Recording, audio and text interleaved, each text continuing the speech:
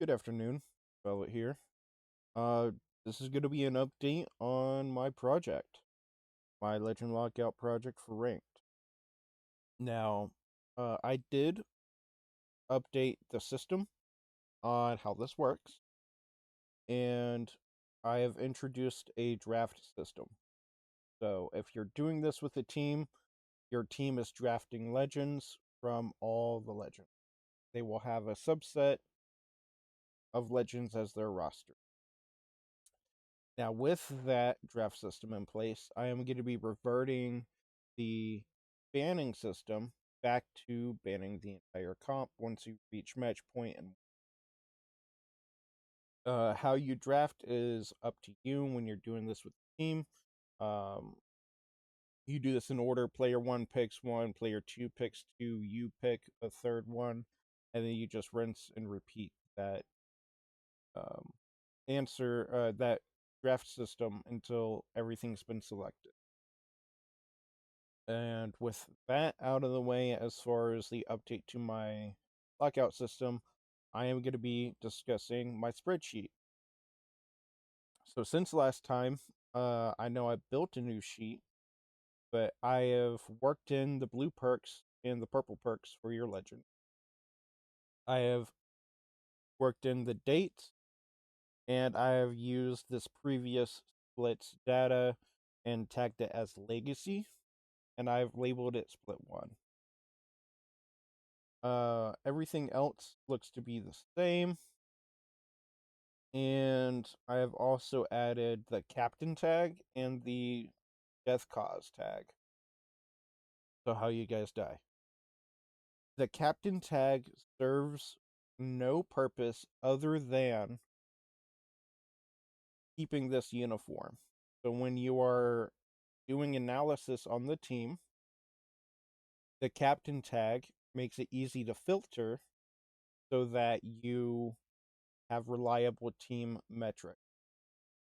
And it doesn't triple count all the games or all the players for the same game. So that is what the captain tag does. Ideally, you want to label somebody who's there for all of the games as the captain. That doesn't mean that they're the IGL. That doesn't mean that they're the one taking point on this. This only makes running team metrics easier.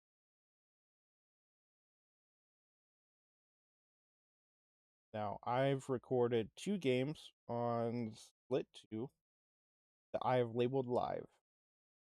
You can see that I have given it a date, listed everything else, and I have added the death cause, why we died. Now, that is for the raw data itself. This is what I have done in the meantime while working. Now, this is our summary. Our summary is basically just a quick glance that anybody can do and sort of get a basic idea on.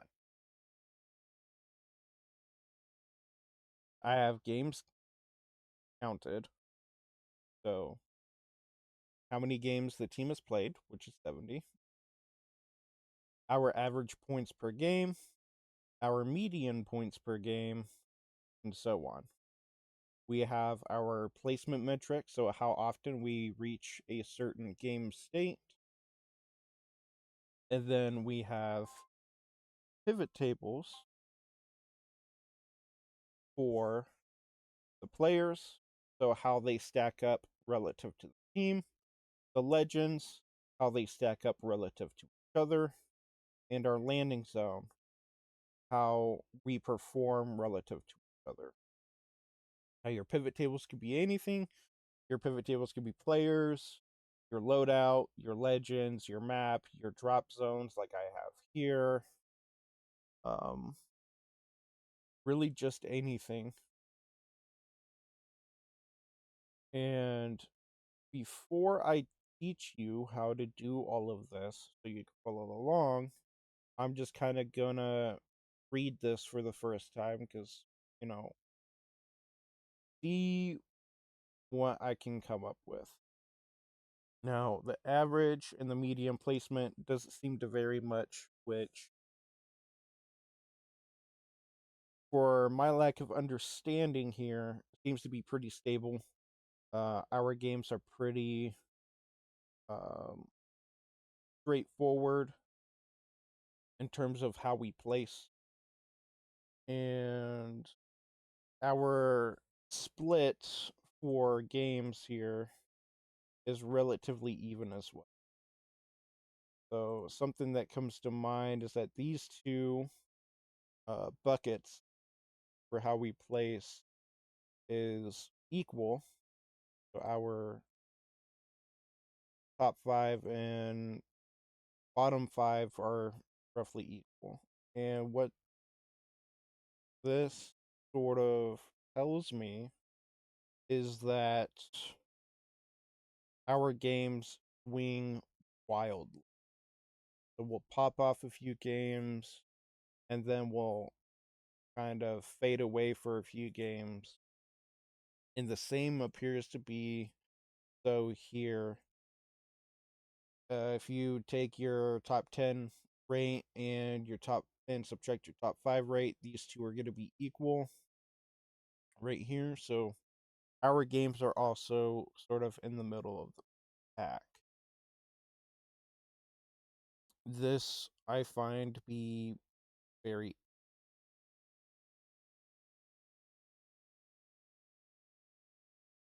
so perhaps when I go into future gaming sessions with my team, we need to work on early game and work on not dying early game. Similarly, here we need to figure out what we're doing in game, like where we're going, where we're rotating, and how we're setting ourselves up for in. Now, in game is pretty straightforward. We just gotta do our best and close out the end game, trying to get that squared away. Another thing here is our points. So our typical game gets us about 3.5 points, and that would roughly take us about 15 games to get to match point. And yeah, that kind of lines up. Um, this suggests that we just pop off a few games and then we kind of taper out later. Um, that's interesting. It's actually very interesting.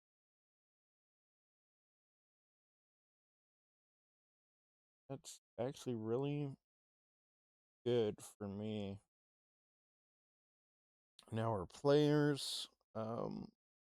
I have the most damage on average, followed up like so. Kills. Uh, what I'm looking at here is that maybe I set the tone of the fight. And then with Kyle here, it looks as if he follows up on what I did effectively. I can entry. Yeah, this looks like I'm decent at entry here. Just getting that initial knock and then him following up. Not much support on either of our parts. So we're not really focused on keeping our team alive. We're more focused, like Kyle and I, taking care of the threat that's in front of us. Now, Q, in general, seems pretty well rounded. So, as of right now, with the 40 games he played, This looks like he is more of a flex player, I would assume. And then with Armac and his stats, it looks like we need to figure out where he died. Because this is very unclear to me. Like, aside from you here, he has the second highest support metrics with these together.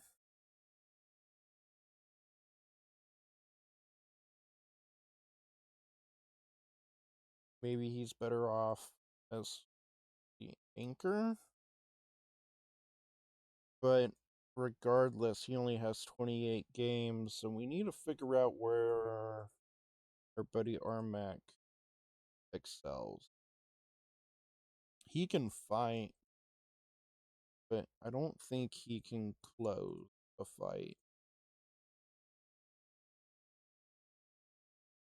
Okay. Usually I sit back and snipe, so perhaps I see what happens when I change and I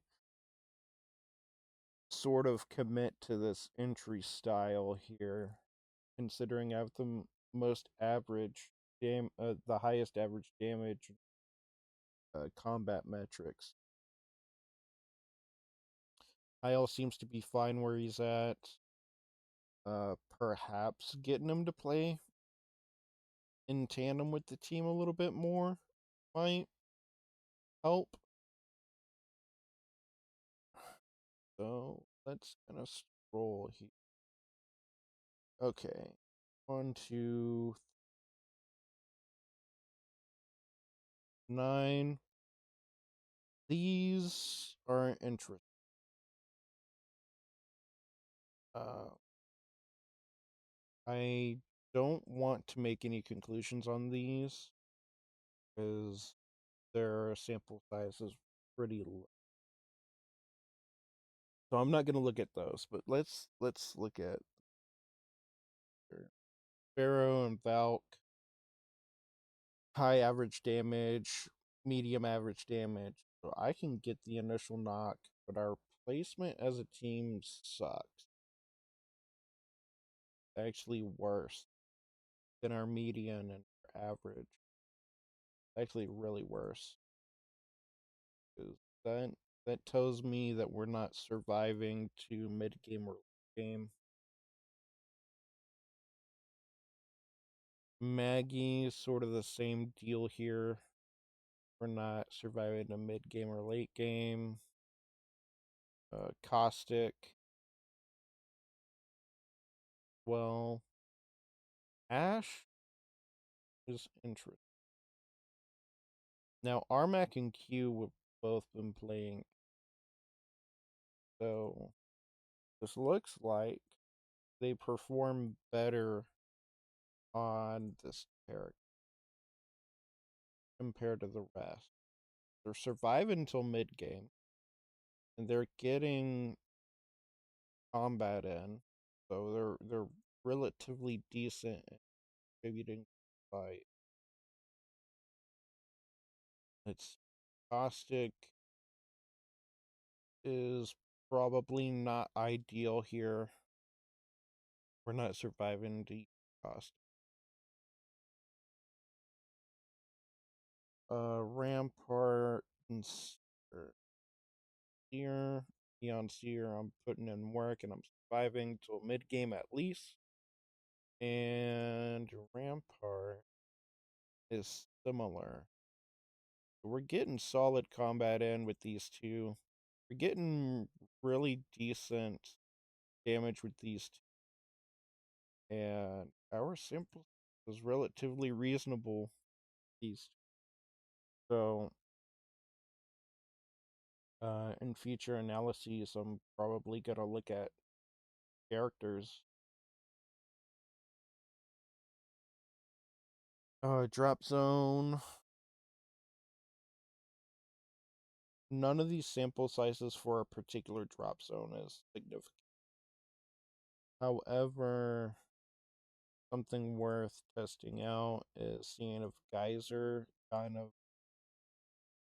sticks when World's Edge comes back into rotation, like next season or a split two of next season. And sort of the same thing with Overlook. Overlook has the highest average place in terms of just landing there more times than the rest. Highest average. So maybe we look at the map instead of the drop zone. We have several games on different maps, but not enough data on particular drops.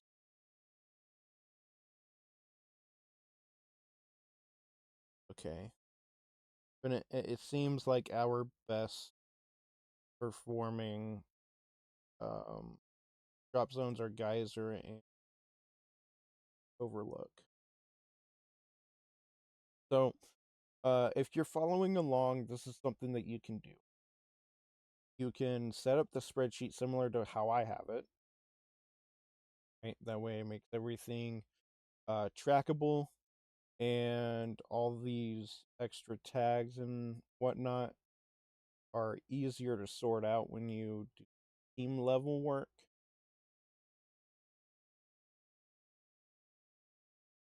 You can track trends over time, which I'm going to have to learn how to do. So, yeah, just get your spreadsheet set up. If you're doing this by yourself, you're not going to need the captain tag. And you can sort of get that all squared away.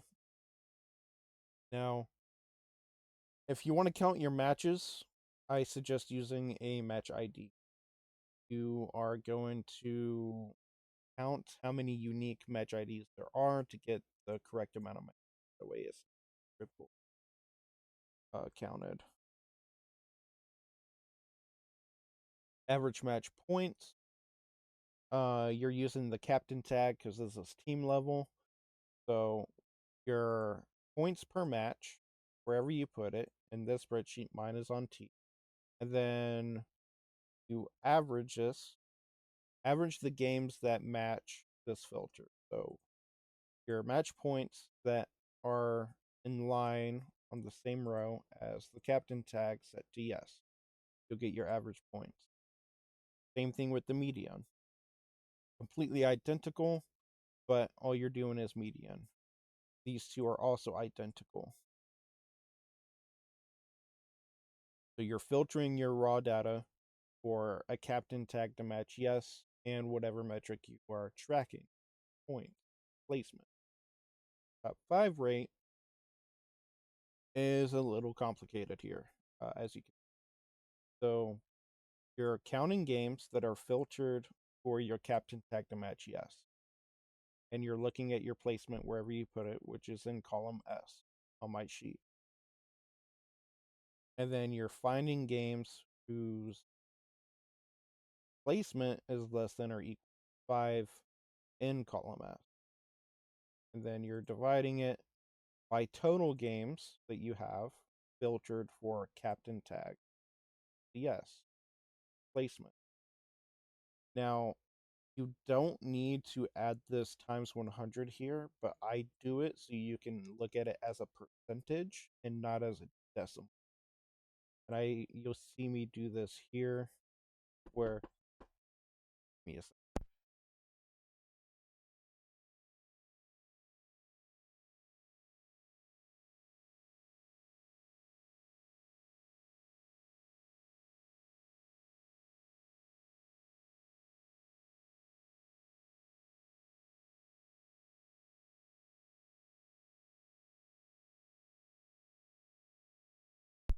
Sorry about that.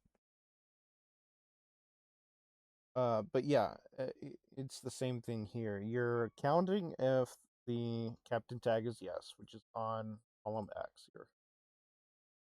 And then you're looking at placement, which is 11th, greater than or equal to 11th, and then less than or equal to 15th. So you're setting your range on the placement column, which is S. And you just count all the games where your captain tag equals yes, and then just multiply it by 100 so you can get your percentage formatted. Same thing here as 11th to 15th, but instead of 11th, you got 16th, and instead of uh, 15th or 11th to 15th, you got 16th to 20th. Or counting all your games that have captain tag as yes, and then formatting it to a percentage. Sort of the same deal here with top 10 and top 5. Less than or equal that placement. Now, pivot tables are easy to do. You can go to your raw data, insert here, pivot table, and then you select your range. So this sheet with all of your data selected, you can set it to a new sheet or an existing sheet. Let's just run through an example. Let's set this to a new sheet. And then you're going to see rows and values. So let's say you want to look at your players for your map. Let's look at the map. You have 3 maps here, right? And then you add your map. Those are your rows. That's what you're investigating. What is our best map? Or what are our baselines of that map? And then you can add values, right? So let's look at hills. Want hills as a value. Add value. Let's go with the team. Go with placements, right? And it's going to say sum of placement. You're going to want to average placement. So where do we average? Where do we place on average on the? And you can add more. Okay, now we got placement. Uh, let's look at points per match. It's also set to sum. You can average this. Okay, well, our baseline on Broken Moon is much lower than our baseline overall. So what it looks like is our worst map as of right now, Broken Moon. Our closest to average is Olympus. And our best map thus far would be World's Edge. Add another value. And let's look at